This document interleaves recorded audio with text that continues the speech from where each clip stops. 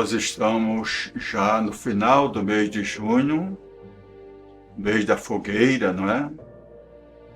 Mês da fogueira, até tem uma canção que diz: a fogueira está queimando em louvor a São João. É um canto, uma canção popular. A fogueira está queimando, com louvores a São João. É a tradicional fogueira de São João. Eu fiz muitas dessas fogueiras em homenagem a São João. Mas quando se trata de fogueira, dá para nós refletirmos sobre o desejo de Jesus. Você vai encontrar em Lucas 12, 49, quando Jesus diz assim: eu vim lançar fogo sobre a terra, e como gostaria de ver esse fogo aceso. Fogueira é fogo.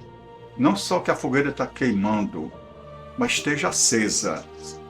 Né? O que Jesus quer não é uma fogueira queimando, uma fogueira acesa. Mas essa fogueira é a fé. A nossa fé, como Jesus diz, que a vossa fé brilhe entre os homens. Que a vossa fé brilhe entre os homens. Quer dizer, brilhar é iluminar. Então a fogueira não está queimando, mas está acesa. A fogueira da fé. Isso que Jesus quer encontrar em mim, você e cada um de nós. A fogueira está acesa. A fogueira da fé, para que possamos gritar para o mundo as maravilhas do Senhor. O mundo só vai acreditar se a fé for transmitida com coragem, com testemunho de vida. Por isso caminhamos sobre a fé. Com a fé. E lembrando que a fé ilumina o caminho. Veja os reis magos, né? Eles foram para Belém, não sabiam onde ficava Belém.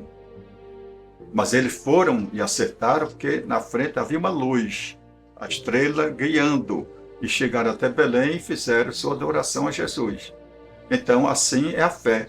A fé, a luz está sempre à sua frente, lembrando o que diz São Paulo, né? São Paulo diz que eu deixo tudo o que ficou para trás, fica para trás. Agora eu vou para a frente, para aquilo que está na frente. Na frente está a estrela, na frente está a luz, na frente está Jesus nos chamando para guiar, caminhar, seguir os seus passos.